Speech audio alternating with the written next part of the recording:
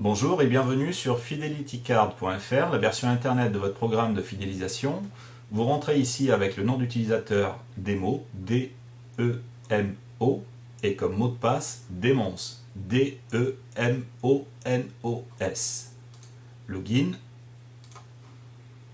Vous accédez directement à l'ensemble des fonctionnalités de ce système, avec un premier onglet qui est bien entendu l'accueil, le second tout ce qui s'adresse aux cartes, la liste des cartes, ajouter une nouvelle carte, modifier les cartes ou supprimer des cartes. L'onglet vente qui vous permet de lister les ventes, ajouter une nouvelle vente, modifier les ventes ou supprimer les ventes. Les paramètres qui vont vous permettre en fait d'intégrer tous les paramètres liés à votre programme de fidélisation, notamment le nombre de points que va cumuler ou la valeur que va cumuler votre client lors de chaque passage dans votre service après-vente. Vous avez ici la fonction graphique qui vous permet de visualiser chaque mois le nombre de cartes qui ont été créées, ainsi que le montant de l'épargne. Et ici, la version extraction Excel qui va vous permettre d'extraire sur un fichier Excel l'ensemble des données qui auront été saisies dans le but de programmer ou lancer ultérieurement une opération de marketing direct sur tous les possesseurs de votre carte de fidélisation. Nous allons voir maintenant comment accéder donc à la liste des cartes par cette icône. Vous avez ici, sur cette version de démonstration de concession démo, 2 cartes clients qui ont été créées. Vous retrouvez ici le numéro de client, qui est en fait le numéro qui se trouve au verso de la carte, son nom, le prénom, date de naissance, adresse, code postal, le pays, le téléphone, son email qui va vous permettre de communiquer avec lui directement par un simple clic. Et vous avez ici la possibilité tout simplement de venir ajouter une nouvelle vente. Imaginons que cette personne se présente en concession avec cette carte. Vous regardez le numéro qui se trouve au verso, carte numéro 158, dans le champ recherche, vous appuyez sur entrée et vous accédez à la fiche du client. Vous avez ici la possibilité de venir modifier des données au niveau de la fiche du client, sa date de naissance, son prénom, les caractéristiques de son véhicule, si toutefois il a changé de véhicule entre-temps.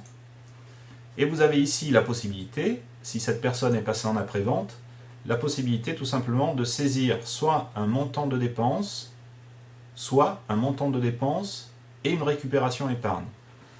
On part du principe que cette personne vient chez vous pour faire une opération après-vente. Vous saisissez le numéro de la facture que vous venez d'éditer, le montant de ses achats, 856 €, et vous faites ajouter. Vous pouvez voir ici que cette personne est déjà passée chez vous et qu'elle a sur son compte épargne 11,52 €.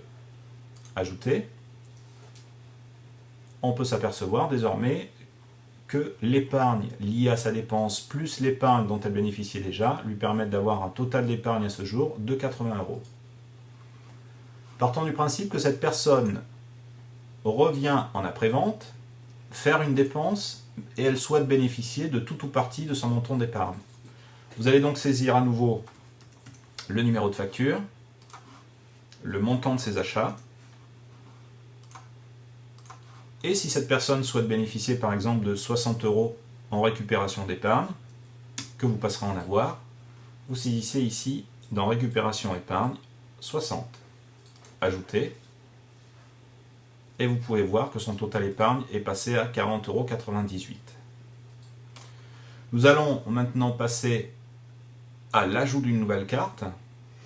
Vous avez tout simplement des champs à compléter. Le numéro de client, c'est en fait le numéro qui va se trouver au dos de la carte que vous allez lui remettre. Sa société s'il s'agit d'une société, nom, prénom, date de naissance, adresse, code postal, ville, pays, téléphone, email, marque, modèle, immatriculation et date de mise en circulation. Vous pouvez vous apercevoir que les champs avec astérix sont obligatoires. On vous recommande néanmoins de saisir l'intégralité des champs, cela dans le but d'une ultérieure opération de marketing direct. Plus vous aurez de données à l'intérieur de votre base de données, et mieux ce sera exploitable sur une opération de marketing direct. Vous avez ici donc dans le menu vente également la liste des ventes réalisées.